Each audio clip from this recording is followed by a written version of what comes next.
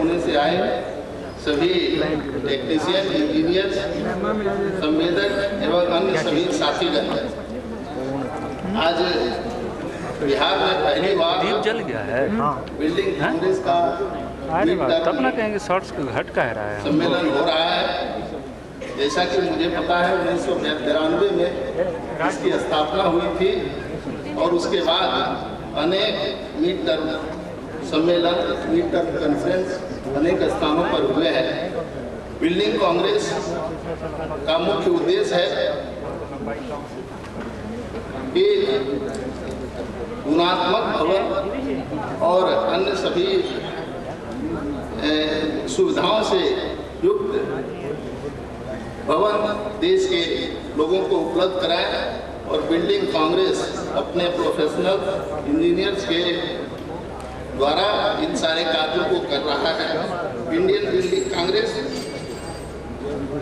का mid term session के मुख्य सेमिनार आज का विषय है state of the art building technology और बिहार जो जिस परिवेश में है, यहाँ इसकी ज्वलन समस्या है। तेजी से विकसित हो रहे बिहार में आधारभूत संरचना में इसका समावेश होना है। आधुनिक तकनीकी सुरक्षित निर्माण की मूलभूत समस्या है।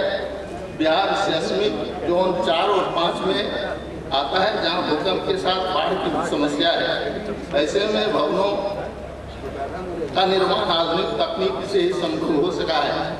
माननीय मुख्यमंत्री जी के नेतृत्व में बिहार ने तेजी से प्रगति की है और अनेक महत्वपूर्ण कार्य इस राज्य में शुरू किए गए हैं और जिसमें नियोजन भवन, बिहार म्यूजियम या विभिन्न जगहों पर इंजीनियरिंग कॉलेज, मेडिकल कॉलेज की स्थापना की जा रही है। उसमें इसमें जो बिल्डिंग कांग्रेस के द्वारा जो टेक्निक दिए जा रहे हैं उससे उन भवनों को बनाने में महत्वपूर्ण भूमिका होगी। कुमार जी, माननीय मंत्री Shri Damodar Rawat ji, Indian building congress के अध्यक्ष श्री CS प्रसाद जी, IBC के संस्थापक अध्यक्ष श्री OP गोयल जी, IBC के पूर्व अध्यक्ष श्री महेश कुमार जी, IBC के वरीय उपाध्यक्ष श्री SPS बख्शी साहब, भवन निर्माण विभाग के सचिव श्री चंचल कुमार जी, BSBCCL के MD श्री गंगा कुमार जी, IBC के सचिव श्री प्रदीप मित्तल जी, मंच पर बैठे इंडियन बिल्डिंग कांग्रेस के अन्य पदाधिकारीगण और देश के कोने कोने से आए हुए प्रतिनिधि बहनों और भाइयों, मित्रों, हमारा सौभाग्य है कि इंडियन बिल्डिंग कांग्रेस का संभवतः ये पहला मिड टर्म सेशन यहाँ पटना में आयोजित हो रहा है। आज से कुछ वर्ष पूर्व इंडियन रोड कांग्रेस का भी सम्मेलन यहाँ पटना में आयोजित किया गया था। हमारी सरकार को लगभग 7.5 वर्ष हो गए हैं। जब हम पीछे मुड़कर देखते हैं, जब हम लोगों ने यात्रा प्रारंभ की थी उस समय बिहार में कोई कॉन्ट्रैक्टर्स नहीं मिलते थे। और जो याद है कि हमारे मुख्यमंत्री जी ने अधिकारियों को दिल्ली भेजा और वहाँ कॉन्ट्रैक्टर्स की मीटिंग की गई कि बिहार बदल गया है, आप आइए बिहार के अंदर भी और काम प्रारंभ कीजिए। मुझे याद है कि उस समय बहुत सारे हमारे इंजीनियर्स DPR बनाना भूल गए थे। शायद अब ये बात आपको खराब लगे, लेकिन मुझे याद है कि DPR बनाना, तो एक लंबा समय बीत गया जिसमें DPR बनाने की कोई आवश्यकता ही नहीं, किसी को पता ही नहीं DPR क्या होता है। तो 2007 में 5-6 में वहाँ से यात्रा प्रारंभ करके लोग यहाँ तक पहुँचे। और मित्रों, बिहार ने कितना विकास किया, मैं 2 आंकड़े देना चाहूँगा, क्योंकि बिल्डिंग कंस्ट्रक्शन में 2 चीज़ों का इस्तेमाल सबसे ज़्यादा होता है, सीमेंट और लोहा। तो 2008-9 में 8-9 में, क्योंकि मैं कमर्शियल टैक्सेस डिपार्टमेंट देखता हूँ, उसमें कितना टैक्स आया उससे मालूम पड़ता है कि बिक्री कितनी हुई, खपत कितनी हुई। तो सीमेंट की बिक्री से बिहार में 8-9 में हमको रेवेन्यू मिला 250 करोड़ और पिछले साल ये रेवेन्यू 250 करोड़ से बढ़कर 800 करोड़ हो गए। This is a growth of more than 219%। Normal growth होता तो 100% का ग्रोथ होता है। तो सीमेंट की बिक्री से मिलने वाले टैक्स 250 करोड़ से बढ़कर 800 करोड़ पिछले 5 वर्ष से पहुँच गए। और दूसरा आयरन एंड स्टील जिसका बड़ा इस्तेमाल होता है, ये 8-9 में हमको रेवेन्यू मिला 70 करोड़ और इस साल रेवेन्यू मिला है 237 करोड़, तो 70 करोड़ से 237 करोड़। अब इसमें इवेजन वगैरह का पार्ट होगा 16 का, ये तो जो जेन्युइन रेवेन्यू मिला है उसकी बात। और ये 237% का ग्रोथ है। इसका मतलब है कि बिहार के अंदर कितनी बड़ी मात्रा में बिल्डिंग्स बन रही हैं, निर्माण का काम। अभी माननीय मुख्यमंत्री जी ने बैठे बैठे मुझे बताया कि CS प्रसाद उनकी बैचमेट है। मैं सोच रहा था कि अगर माननीय मुख्यमंत्री भी इंजीनियर के पेशे में गए होते तो आज वो भी DG बने होते, लेकिन बिहार तो CS प्रसाद बिल्डिंग बना रहे और मुख्यमंत्री जी बिहार को बना रहे, तो इंजीनियर जहाँ रहता हो बनाने का काम।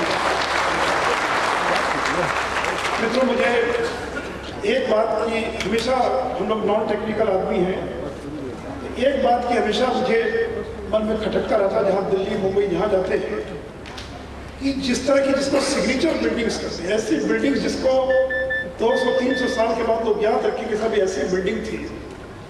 तो भारत की संसद की जिस तरह की बिल्डिंग है, राष्ट्रपति भवन की जो बिल्डिंग है, पटना के राजभवन, पटना का सचिवालय है, तो मैं आज तक समझ नहीं पाया कि जो तकनीक का इतना विकास हो गया, तो हम इस प्रकार की बिल्डिंग्स क्यों नहीं बना सकते हैं कि जो 500-700 साल बाद में लोग उसको याद रख सकें। और दिल्ली में जाइए, जितने सरकारी भवन हैं, वो चाहे वो रेल भवन हो या CPWD हो या कृषि भवन हो, सबका डिज़ाइन एक स्केल, एक स्टीरियोटाइप डिज़ाइन। तो वो पुरानी बात हो सकती है, लेकिन एक बात मुझे जरूर खटकती, इसलिए मैं इस बात का जरूर यहाँ उल्लेख करना और आवश्यक समझ रहा था। तीसरी बात मित्रों की, अभी बिहार सरकार ने सड़कों के लिए मेंटेनेंस पॉलिसी बनाई है और मुख्यमंत्री जी बार बार कहते हैं कि आदमी के जिंदा रहने का, आदमी कब तक रहेगा पता नहीं, तो बिल्डिंग कब तक रहेगी या सड़क कब तक रहेगी। लेकिन सरकारों में सड़कें बन जाती हैं, बिल्डिंग्स बन जाती हैं, लेकिन उसके मेंटेनेंस का कोई प्रावधान नहीं। तो मुख्यमंत्री जी ने निर्देश दिया है और भवन निर्माण विभाग जिस तरह से सड़कों के मेंटेनेंस के लोगों ने पॉलिसी बनाई है, जो देश में बहुत ही मॉडर्न, सबसे आधुनिक पॉलिसी है, उसी प्रकार से बहुत शीघ्र हम भवनों के निर्माण के भी मेंटेनेंस पॉलिसी हम बनाने जा रहे हैं। और चौथी और अंतिम बात मित्रों, इसलिए मैंने कहा कि मैं बहुत जानकार नहीं हूँ, लेकिन जो पढ़ता रहता हूँ, ये जो ग्रीन बिल्डिंग्स का जो कंसेप्ट है, और मैं कल ही HT पढ़ रहा था कि अब तक मात्र पूरे देश के अंदर 2000 ही buildings Indian green building congress के काउंसिल के तहत रजिस्टर्ड हुई। तो अगर ग्रीन बिल्डिंग के कंसेप्ट से अगर 40 to 50% एनर्जी सेविंग हो रहा है, अगर 30 से 40% अगर पानी की बचत हो रही है, और मुझे बताया गया कि जहाँ पहले 15 से 18% एक्स्ट्रा कॉस्ट लगता था ग्रीन बिल्डिंग बनाने में, और अब ये खर्च घटकर 5 से 8% बच गया कि नॉर्मल बिल्डिंग बनाएंगे और ग्रीन बिल्डिंग बनाएंगे, तो अतिरिक्त खर्च केवल 7 से 8% है। तो मुझे लगता है कि सभी देशों के, सभी राज्यों के यहाँ प्रतिनिधि आए हुए हैं, और कम से कम राज्य सरकारों की जो बिल्डिंग्स बने, उन बिल्डिंग्स में ग्रीन बिल्डिंग के कंसेप्ट को किस तरह से ज़्यादा शामिल किया जाए। और उम्मीद करता हूँ कि 2 दिनों के टेक्निकल सेमिनार में आप इन बातों को यहाँ जरूर और चर्चा करेंगे, इस पर भी आप लोगों ने और मुझसे विचार किया होगा। तो मित्रों, कुछ ना कहता हुआ, हमारे बिहार में हर आदमी को ट्रेनिंग की आवश्यकता है, चाहे वो आर्किटेक्ट हों, इंजीनियर्स हों या कॉन्ट्रैक्टर्स हों, और आपने ट्रेनिंग का भी प्रोग्राम जो है और चलाया है। और मैं चाहूँगा कि इस तरह की बड़ी संख्या में हमारे कॉन्ट्रैक्टर्स, इंजीनियर्स, बाकी को जो नई नई टेक्नोलॉजी, नई नई जो तकनीक है, उसके बारे में किस तरह से वो अपडेट रहें और उनको प्रशिक्षण मिलता रहे, इस दिशा में इंडियन बिल्डिंग कांग्रेस जो है ये महत्वपूर्ण भूमिका का निर्वाह करता रहेगा। इन्हीं शब्दों के साथ मैं फिर से एक बार देश भर से तमाम प्रतिनिधियों का अपनी ओर से हार्दिक अभिनंदन और स्वागत करता हूँ। धन्यवाद। मुख्यमंत्री महोदय, उप मुख्यमंत्री महोदय, मंत्री महोदय एवं अन्य अधिकारीगण, स्मारिका भवन निर्माण निगम का प्रथम समाचार पत्र और IBC जनरल, साथ ही एक और पुस्तक मैं देख रही हूँ, guidelines for electrical and mechanical works in buildings.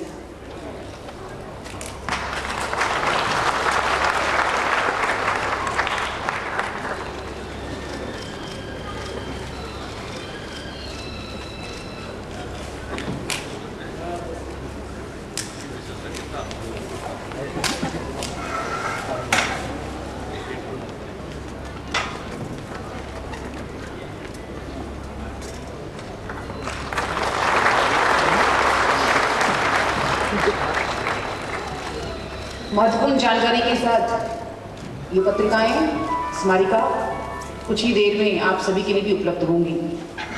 हमारे सम्माननीय मुख्यमंत्री महोदय हैं और अब समय हो गया है कि हम सभी जोरदार तालियों के बीच उनसे अनुरोध करें कि वे आएं और अपने महत्वपूर्ण संबोधन से आज के कार्यक्रम को की सार्थकता प्रदान करें। माननीय मुख्यमंत्री महोदय।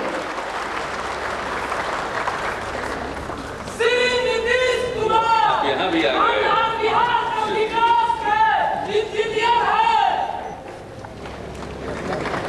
माननीय उप मुख्यमंत्री श्री सुशील कुमार मोदी जी, माननीय मंत्री भवन निर्माण विभाग Shri Damodar Rawat ji, Indian building congress के संस्थापक अध्यक्ष श्री ओपी गोयल जी, इंडियन बिल्डिंग कांग्रेस के अध्यक्ष हमारे सहपाठी श्री चंद्रशेखर प्रसाद जी, भवन निर्माण विभाग के सचिव Shri Chanchal Kumar ji, Indian building congress के निवर्तमान अध्यक्ष Shri Mahesh Kumar ji, Indian building congress के वरीय उपाध्यक्ष श्री SPS बख्शी जी, IBC के सचिव श्री प्रदीप मित्तल जी, बिहार राज्य भवन निर्माण निगम लिमिटेड के प्रबंध निदेशक श्री गंगा कुमार जी, देश भर से आए हुए प्रतिनिधिगण,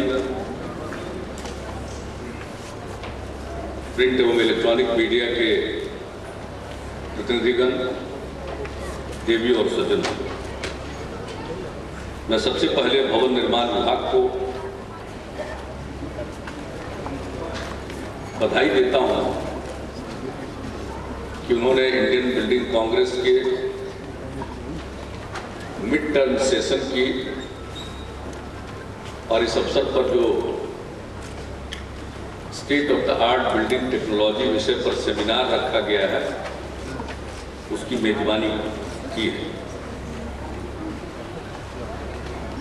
मैं आप सब लोगों का अपनी तरफ से, बिहार सरकार की तरफ से और बिहार के लोगों की तरफ से स्वागत करता हूं। और जैसा मुझे बताया गया है कि ये पहली बार बिल्डिंग कांग्रेस का आयोजन पटना में हो रहा है, मुझे बहुत खुशी है। और इस अवसर पर आप बिल्डिंग टेक्नोलॉजी के संबंध में उसके विभिन्न विषयों पर क्या समस्याएं हैं आज, और आज के समय में जो नई तकनीकी है उसको हम कैसे अधिक से अधिक प्रसारित करें, लोगों को प्रेरित करें कि इसको अपनाएं। माननीय उप मुख्यमंत्री जी ने ठीक ही कहा है और मैं भी उस बात पर जोर देना चाहता हूं कि बिल्डिंग मजबूत बननी चाहिए और खूबसूरत बननी चाहिए। पहले के जो भवन है या वैसी जितनी संरचना है उसी को लोग देखने जाते हैं। आज भी ताजमहल दर्शनीय है, आखिरकार उसके बाद कितनी इमारतें बनी, कितने स्ट्रक्चर बने, वो दर्शनीय क्यों नहीं हो सकते? तो बिल्डिंग कांग्रेस को इस पर भी विचार करना चाहिए कि मुल्क में अच्छी इमारतें बने, सैकड़ों साल तक वो टिके और लोग उसको देखें, उसकी बुलंदी को देखें, उसकी खूबसूरती को देखें, उसको निहारें और उसके साथ बैठकर अपनी तस्वीरें खिंचवाएं। तो आकर्षक बिल्डिंग बननी चाहिए। बिहार में कई नए संरचना का निर्माण कराने का निर्णय लिया गया और कुछ पर तो निर्माण कार्य चल रहा है। हमारे यहाँ जो असेंबली की बिल्डिंग है, लेजिस्लेचर बिल्डिंग है और सबसे पुराना जो सेक्रेटेरिएट है उस दोनों के बीच में जो जगह थी उसका उपयोग करते हुए दोनों को मिलाया जा रहा है और बिल्कुल एक नई बिल्डिंग बनाई जा रही है। जो हमारी जरूरतें हैं कार्यालय की उसको, और फिर लेजिस्लेटिव कार्यों के लिए जगह की कमी थी हमारे विधानमंडल भवन में, उसको ध्यान में रखते हुए एक खूबसूरत संरचना का निर्माण कराया जाए। उसी के साथ और कुछ तो काम पूरे हुए हैं। अभी हाल ही में राजगीर में इंटरनेशनल कन्वेंशन सेंटर का निर्माण कार्य पूरा हुआ, वो भी अच्छी बिल्डिंग बनी। कई इस प्रकार के स्ट्रक्चर हम बना रहे हैं। हमारे यहाँ जो एडमिनिस्ट्रेटिव एकेडमी है उसकी बिल्डिंग गया में बन रही है, राजगीर में ही पुलिस एकेडमी की बिल्डिंग बन रही है, पटना में अंतर्राष्ट्रीय स्टैंडर्ड का बिहार म्यूजियम बनने जा रहा है,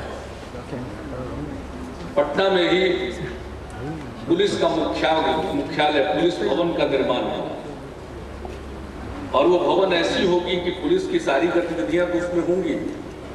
उसके साथ साथ उसमें कंसेप्ट है कि डिजास्टर की स्थिति में अगर सब सिस्टम समाप्त हो जाए, वैसी परिस्थिति में हम वैसी वहां संरचना खड़ी करें कि वो काम करता है। तो उसको ध्यान में रखते हुए एक बहुत ही state of the art building बनाने का विचार है, उस पर काम चल रहा है। तो इस तरह से अनेक बिल्डिंग हमारे यहाँ, फिर यही आप जहाँ मीटिंग कर रहे हैं श्री कृष्ण मेमोरियल हॉल में, जिस रोड से आप यहाँ आए होंगे इसी से आगे बढ़कर बिल्कुल बगल में एक हम कन्वेंशन सेंटर, उसमें प्लेनरी हॉल, और जैसे विज्ञान भवन में सुविधाएं हैं वैसे ही वहां ज्ञान भवन उसका हम नाम दे रहे हैं। और उसके पीछे सभ्यता द्वार, बहुत पुराना सिविलाइजेशन का ये केंद्र है, तो उसके प्रतीक के तौर पर गंगा नदी के किनारे वो सिविलाइजेशन का द्वार, सभ्यता द्वार बने। तो ये सब प्रस्तावित बिल्डिंग्स हैं, वो सरकार की मंजूरी दी जा चुकी है और विभिन्न चरण से गुजर रहे हैं भवन निर्माण विभाग के लोग। तो ये बिल्डिंग्स बन रही है, हमारी एक ही ख्वाहिश है कि सिग्नेचर बिल्डिंग बने, ऐसी बिल्डिंग बने जिसको आकर देखें। मुझे खुशी है, अभी भवन निर्माण विभाग को धन्यवाद देना चाहता हूँ कि गांधी मैदान है आपके ठीक सामने, गांधी जी के नाम पर ही पटना लॉन हुआ करता था, और इस मैदान में न जाने कितनी बार गांधी जी ने भाषण दिया होगा। तो आज़ादी के बाद इसका नाम गांधी मैदान पड़ा। अब गांधी जी की दुनिया में सबसे ऊंची मूर्ति यहाँ लगाई गई। अभी उसका चारों तरफ परिसर का विकास किया जाना है, अभी तो बना दिया गया है, लेकिन उसका स्प्रेड होगा और काफी लोगों के लिए आकर्षण का केंद्र बनता जा रहा है। अभी बाकी सब कुछ वहाँ उसके अगल बगल का जो लॉन का एक हिस्सा लेकर उसको ठीक ढंग से विकसित करना है, इस पर ये लोग काम कर रहे हैं, आगे करेंगे। तो ये सब स्ट्रक्चर है, बिल्डिंग्स है। तो जैसा हमारे मुख्यमंत्री जी ने बताया कि हम भी चाहते हैं कि ग्रीन बिल्डिंग बने, एनर्जी की, पानी की, सबकी खपत कम हो, सेविंग हो, और दूसरी बात है कि वो अर्थक्वेक रेजिस्टेंट है। हम तो अब सभी बिल्डिंग्स पर जोर दे रहे हैं। अब जितने हमारे मेडिकल कॉलेज बन रहे हैं, कल ही हमने 2 मेडिकल कॉलेज के बिल्डिंग्स के लिए 700 करोड़ रुपए से ज्यादा की मंजूरी दी है, एक बिल्डिंग के। अभी नालंदा में पावापुरी, जो भगवान महावीर का निर्वाण स्थल है, पावापुरी 24वें तीर्थंकर का, तो वर्तमान मेडिकल कॉलेज हॉस्पिटल के लिए जो बिल्डिंग बन रही है उसकी भी लागत लगभग 650 करोड़ रुपए की आ रही है। तो हम लोग चाहते हैं कि जो भी बिल्डिंग बने वो भूकंप रोधी बने और जो ग्रीन बिल्डिंग के मानक हैं उसको अपनाते हुए बने। अभी भुज का एपी सेंटर के हिसाब से जो एक बड़ा भूकंप आया था 6.8 रिक्टर स्केल का। तो जितने बड़े पैमाने पर तबाही हुई थी, उसके बाद से ही इस बात पे जोर पकड़ा है कि साहब भूकंप रोधी मकान बनने चाहिए। तो हम लोगों की सरकार बन गई, हम तो शुरू से चाहते थे, लेकिन उस समय तक पता चला कि अभी तक उसके स्टैंडर्ड्स नहीं बनाए जा सके। तो मैं उम्मीद करता हूं कि बिल्डिंग कांग्रेस ने इसके बारे में सारी प्रक्रिया पूरी कर दी होगी, और जो पुराने मकान हैं उसमें रेट्रोफिटिंग भी होनी चाहिए, उसको हम जिस हद तक भूकंप रोधी बना सकें। तो ये प्रयत्न होना चाहिए। और नए बिल्डिंग और इन सब चीजों में बहुत ज्यादा पैसा एक्स्ट्रा नहीं लगता, लेकिन सबसे बड़ी बात है कि अगर हम इस तरह के सुरक्षा मानकों को हम नहीं अपनाएंगे तो वैसी स्थिति में तो पूरी बिल्डिंग धराशायी हो जाएगी, तो ज्यादा नुकसान होगा। और हमें तो जापान से प्रेरणा लेनी चाहिए। जापान में तो आए दिन भूकंप आता, कभी बहुत तबाही हुआ करती थी, लेकिन जापान ने अपने संरचनाओं के लिए, अपने भवनों के लिए ऐसी टेक्नोलॉजी बनाई कि आज भूकंप के बाद भी मकान गिरते नहीं। और वहां तो जो कोई भी जाता है जापान में, शहरों में जाता है, होटल में जाता है, तो सबसे पहले उन्हें शिकायत किया जाता है इंस्ट्रक्शंस के द्वारा डायग्राम बना करके भूकंप से के बारे में, हर जगह उसके बारे में सेंसिटाइज किया जाता है। तो वहां जहां इतने बड़े पैमाने पर और इतनी बार, इतनी फ्रीक्वेंसी है, तो वहां सब कुछ ठीक हो सकता है। पहले जान माल की तबाही होती है, भूकंप आते हैं, लेकिन न जान की तबाही है न माल की तबाही। ये तो बहुत बड़ी बात है। हम लोगों को इन चीजों से सीखना चाहिए, और नए बिल्डिंग स्टैंडर्ड्स आप तय करते हैं तो बिल्डिंग बने वो स्टैंडर्ड्स के मुताबिक बने। और जब सरकारी बिल्डिंग स्टैंडर्ड्स के मुताबिक बनेंगे तो आजकल तो हाई राइज बिल्डिंग बन रहे हैं, उनको तो बनना ही है। हमारा जो बिहार है ये साइस्मिक जोन 5 और 4 में इसका अधिकांश हिस्सा है। गंगा का जो नॉर्दर्न पोर्शन है वो तो मुख्यतः साइस्मिक जोन 5 में। गंगा के दक्षिण इलाके में 4 पर है, कोई 4+ पर भी है, नजदीक का इलाका। तो हमारे लिए बहुत महत्वपूर्ण चीज है। और भूकंप ऐसी चीज है कि ये कब आएगी इसके बारे में किसी को मालूम नहीं है।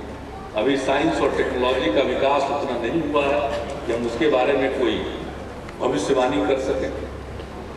तो ऐसी परिस्थिति में हमें तो उसके लिए तैयार होना चाहिए, वैसी टेक्नोलॉजी को अपनाना चाहिए। तो मैं समझता हूँ कि बिल्डिंग कांग्रेस इन सब चीज़ों के बारे में स्टैंडर्ड सेट करता है।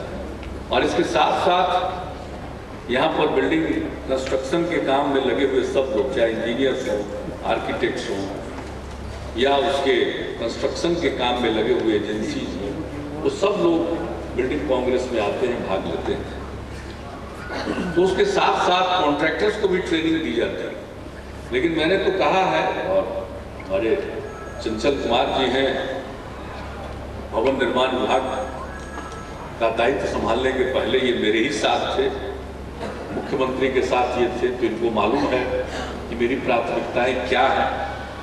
मुझको बताने की जरूरत नहीं है, मैं 2006 से ही बता रहा हूँ कि भाई जो राजमिस्त्री हैं, मैसन्स हैं, उनको ट्रेनिंग दीजिए।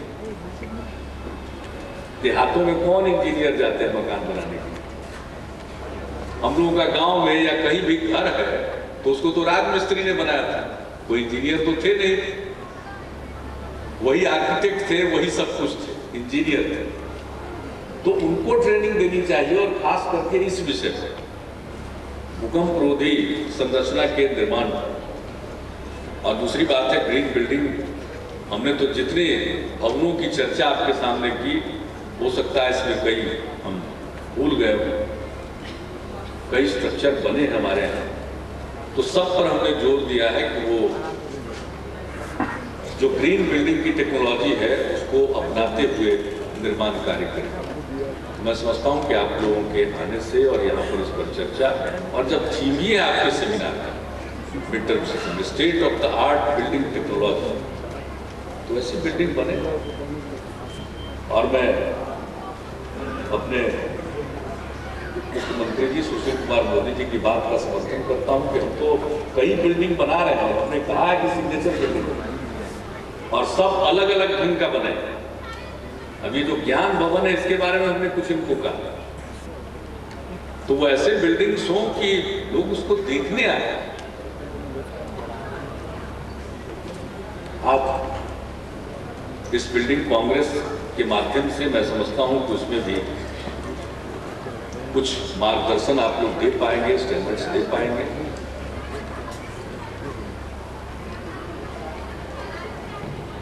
CS प्रसाद जी और हम लोग साथ पढ़े हैं। अब तो बिल्डिंग कांग्रेस के अध्यक्ष हैं, और जब भाषण का समापन कर रहे थे तो मुझको लगा कि या कोई अध्यक्ष है कि ये अध्यक्ष। इन्होंने कहा मेरी सेवाएं आपको उपलब्ध हैं, तो अभी तो आप सेवा के लिए चुने ही गए इंडियन बिल्डिंग कांग्रेस के अध्यक्ष। तो पटना में बिहार कॉलेज ऑफ इंजीनियरिंग, जो इस देश में जब 6 इंजीनियरिंग कॉलेज थे तब का वो इंजीनियरिंग कॉलेज, और सिविल इंजीनियरिंग की खास तौर से पढ़ाई उसमें बहुत अच्छी होती थी। अगर रुड़की का नाम था तो पटना का भी नाम था। लेकिन अब तो खैर अनेक इंस्टीट्यूट आ गए, IIT आ गए। अब तो वो छूटा हुआ था, उसको NIT हम लोगों ने करवाया। उस समय केंद्र में थे। बिहार का तो 2 हिस्सा हो गया, लेकिन बिहार का जो RIT था, रीजनल इंजीनियरिंग कॉलेज, वो तो झारखंड में चला गया। वो NIT बन रहा था, लेकिन ये बहुत पुराना कॉलेज, फिर ये NIT बना। तो चंद्रशेखर जी वहाँ भी आते रहते हैं, पूर्ववर्ती छात्रों के सम्मेलन में भी, लेकिन पटना में भी काफ़ी रहे। लोगों की जब यहाँ सरकार बनी तो इनसे काफ़ी वास्ता पड़ता रहा। ये CPWD के चीफ इंजीनियर पटना में रहे, बाद में DG बन गए CPWD के, और अब तो रिटायरमेंट के बाद इंडियन बिल्डिंग कांग्रेस के अध्यक्ष ही बन गए। जब ये चीफ इंजीनियर थे तो CPWD को भी केंद्र सरकार ने काम दे दिया था, योजना आयोग ने, हमारे कुछ सड़कों का। तो कभी कभी मुझको होता था कि तो CPWD की का एक्सपर्टीज तो मकान बनाने में है, उसको सड़क बनाने की जिम्मेवारी मिल गई। तो शुरू में तो काफी कठिनाई थी, बाद में फिर इन लोगों ने किया। हम लोग आ गए, लंबे काल तक इंतजार कर रहे हैं, राशि मिली हुई है, पैसा मिला हुआ है, लेकिन टेंडर तक फाइनलाइज नहीं हो पा रहा। अंत में योजना आयोग की मीटिंग में जब झिड़की मिली वहां से, तब जाकर टेंडर फाइनलाइज। तो खैर फाइनलाइज हुआ, फिर काम होने लगा। तो कुछ दिन के बाद तो चंद्रशेखर जी यहाँ से चले गए, दूसरी जगह अन्यत्र स्थानांतरित होकर के। तो बिहार में केंद्र की तरफ से कई बिल्डिंग का काम भी आपने देखा, उसके निर्माण कार्य से जुड़े रहे। अब मैं कहूँगा कि आप समय समय पर इंडियन बिल्डिंग कांग्रेस के अध्यक्ष हैं, यहीं के रहने वाले हैं, यहीं से पढ़े हैं। तो आपने कहा मैं सेवा के लिए उपलब्ध हूँ, इसलिए मैं कह रहा हूँ आपकी सेवा, मैं कहूँगा चंचल जी से कि आप उनकी सेवा समय समय पर लेते रहिए, और जो बिल्डिंग के बारे में जो भी डिजाइन और दूसरी चीज़ें तैयार होती हैं तो इनको भी लाकर उनके विशेषज्ञता का लाभ उठाइए। और मैं समझता हूँ कि ऐसा करने के लिए आप कोई फीस हम लोगों से नहीं लेंगे।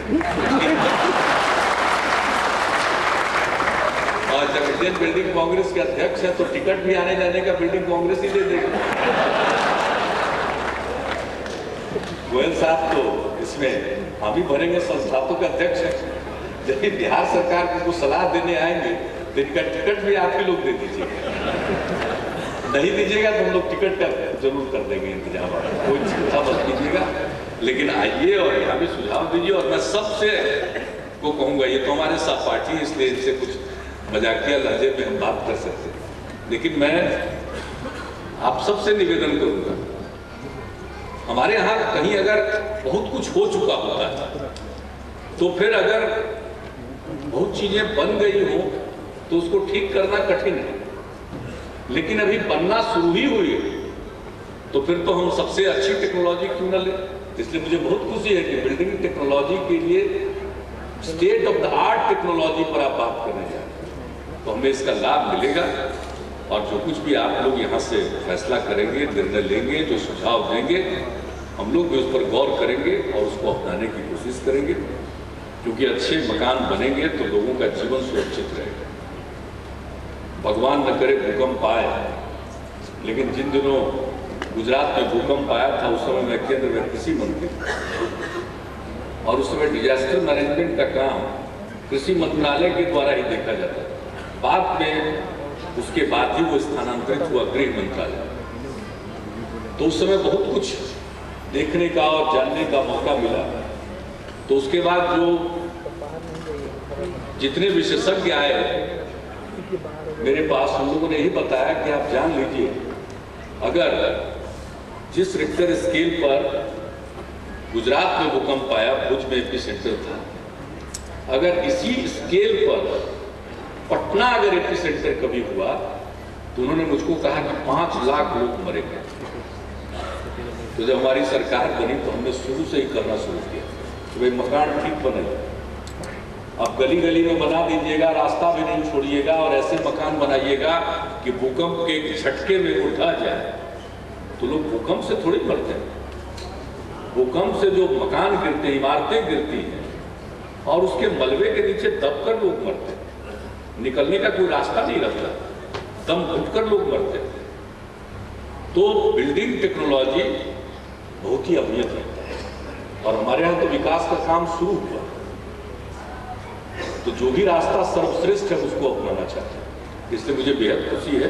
रोड कांग्रेस यहाँ पहले हुआ, लेकिन बिल्डिंग कांग्रेस नहीं हुआ, बिल्डिंग कांग्रेस भी हो रहा है और बड़े पैमाने पर सरकार निवेश कर रही है और लोग भी निवेश कर रहे हैं, जिसका जिक्र सीमेंट और लोहे की जो बिक्री होती है, कितने बड़े पैमाने पर हमारे यहाँ मांग है, उसका उल्लेख एक आंकड़े के जरिए मुख्यमंत्री जी ने आपको प्रस्तुत किया, आपके सामने प्रस्तुत किया। तो बहुत ज्यादा मकान बन रहे हैं, लेकिन मकान ठीक बने। मैं लोगों से भी कहूंगा कि भाई मकान बनाते वक्त इन चीजों का जरूर ख्याल रखिए, वरना जीवन भर की कमाई से आप कोई एक अपार्टमेंट लेते हैं, कोई एक मकान बनाते हैं और भूकंप के एक झटके में उठा जाए तो फिर सारी कमाई आपकी चली जाती है, सारा सपना टूट जाता है। तो मकान बने तो ठीक ठाक बने, बनने में शुरू करने में कुछ विलंब हो वो मंजूर है, लेकिन ठीक से बने। और मैं समझता हूं कि इससे एक अच्छा संदेश जाएगा। आप लोगों को तकलीफ हुई होगी पटना आने में, पहले तो पटना लोग आना ही नहीं चाहते थे, अब इन दिनों आने में कोई ज़्यादा भीतर से कष्ट नहीं होता। हो सकता है यहाँ के आयोजन में आप लोगों को कोई कष्ट हो गया हो, क्षमा करेंगे, कोई चूक हो गई होगी तो हमारे भवन निर्माण विभाग को या भवन निर्माण निगम है हमारा, लेकिन पूरी कोशिश इन लोगों ने की है कि आपकी ठीक ढंग से हम मेजबानी करें, आपको कोई तकलीफ न हो सकता है बड़े महानगरों में जो सुविधाएं उपलब्ध है हमारे यहाँ उपलब्ध नहीं है, लेकिन हमारे यहाँ साधन की कमी हो सकती है, लेकिन दिल बड़ा है। और सबसे बड़ी बात है कि अगर दिल बड़ा होता है तो उसमें सबके लिए जगह होती है। तो आप अच्छी स्मृतियां लेकर जाए और बहुत प्रतिनिधि परिवार के साथ आए होंगे। मौसम तो उतना अब गर्मी का है, ये सब कार्यक्रम पटना में किया करिए तो जाड़े के मौसम में किया करिए, या अधिक से अधिक अक्टूबर से लेकर मार्च के बीच में कीजिए। तो बहुत सारे दर्शनीय स्थल हैं, उनको भी देख सकते हैं। बोध गया जा सकते हैं, नालंदा जा सकते हैं, राजगीर देख सकते हैं, वैशाली देख सकते हैं। उन सभी जगहों पर अभी पटना में बुद्ध स्मृति पार्क बनाया हम लोगों ने, अब वैशाली में हम बनाने जा रहे हैं जो वो पत्थर का हुआ, ये तो सीमेंट कंक्रीट का बन गया, लेकिन वैशाली का जो स्तूप बनाने जा रहे हैं वो पत्थर का बनेगा। और एकमात्र भगवान बुद्ध का जो रेलिक्स है आधिकारिक, वो वैशाली में ही मिला था एक मठ स्तूपा में, और उसको पटना के म्यूजियम में रखा गया है। उसको फिर वापस हम लोग वहाँ एक बहुत भव्य स्तूप बना रहे हैं, उसके लिए जमीन का अधिग्रहण अंतिम चरण में है। खैर वो तो आगे की चीज है, लेकिन वैशाली ये सब ऐसी जगह हैं जहाँ देख सकते हैं। विक्रमशिला तो थोड़ा करीब 250 किलोमीटर पड़ जाएगा, लेकिन ये जगह ज़्यादा दूर नहीं है, 100 किलोमीटर 125 किलोमीटर के अंदर है। आए हैं परिवार के साथ तो थोड़ी गर्मी लगेगी, लेकिन देख जरूर लीजिए। और चंचल जी को तो कहेंगे कि जरूर घुमाइए लोगों को और सारा इंतजाम करेंगे। नालंदा जा रहे हैं, लेकिन नालंदा जाइएगा तो सुबह सुबह जाइए, ज़्यादा धूप हो जाएगी तो कष्ट होगा, इसलिए खूब सुबह वहाँ पहुँचने की कोशिश करिए। और वो देखिए वो चीज़ें कब थी। कहा जाता है कि वहाँ का जो लाइब्रेरी का बिल्डिंग था वो 9 स्टोरी उस जमाने में, 9 मंजिला बिल्डिंग उस समय बना हुआ। खैर अब तो 9 मंजिला नहीं है, वो तो जला दिया गया, ध्वस्त किया गया। उसके कुछ अवशेष खुदाई में मिले, पूरी खुदाई भी नहीं मिली। यहाँ तो इतनी पुरानी चीजें हैं, पुरातत्व के दृष्टिकोण से, इतिहास के दृष्टिकोण से इतने महत्वपूर्ण स्थल। हमने वैशाली का इसलिए जिक्र किया, वो जो वैशाली गढ़ है, राजा विशाल का गढ़ है, उसकी चर्चा तो रामायण में, वाल्मीकि रामायण में, वो एक व्यवस्थित सुंदर शहर था, पहला रिपब्लिक था लिच्छवियों का, वो तो उसके बाद। तो आप एक से एक चीज देख सकते हैं। और मुझको लगता है कि पुरानी चीजों को देख करके जो हमारे नए वास्तुविद हैं उनको कहीं ना कहीं से प्रेरणा मिलेगी। और जो पुरानी वास्तुकला है वो भी अद्भुत है। और नए लोग हैं, मैं समझता हूं कि थोड़ी जो पुरातन चीजें हैं, इतिहास की चीजें हैं, उस ओर गौर करके देखना चाहिए। और कुछ नए दौर में हम किस रूप में उसको प्रस्तुत कर सकते हैं कि फिर वो हजारों साल तक टिकती रहें। मेरी पूरी शुभकामना है आपका ये कांग्रेस का mid term session, Indian building Congress का मिड टर्म सेशन कामयाब हो और सेमिनार का जो निष्कर्ष निकले उसका लाभ पूरे देश को प्राप्त हो। इन्हीं शब्दों के साथ मैं फिर आपका स्वागत करता हूँ और आपको अपनी शुभकामनाएं।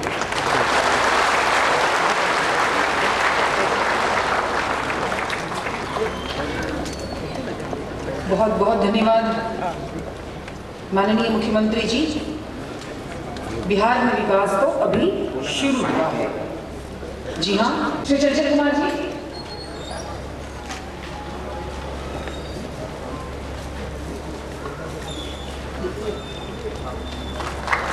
गोयल साहब से अनुरोध करूंगी मुख्यमंत्री जी को प्रतीक चिन्ह सौंपी और बख्शी से अनुरोध करूंगी माननीय मंत्री महोदय को प्रतीक चिन्ह सौंपी।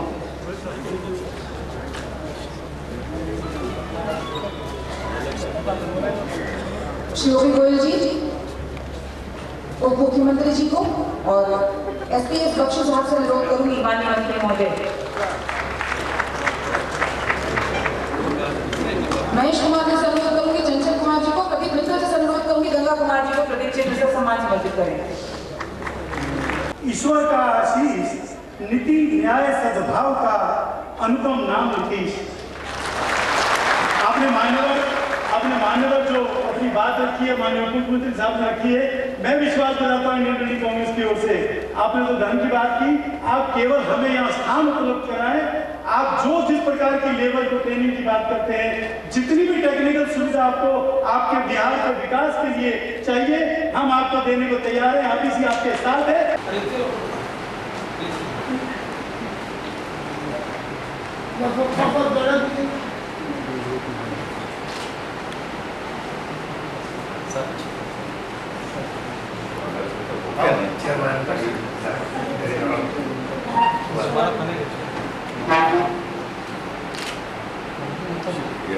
आपका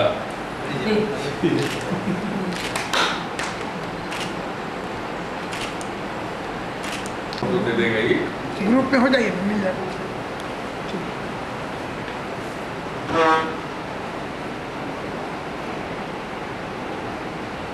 No.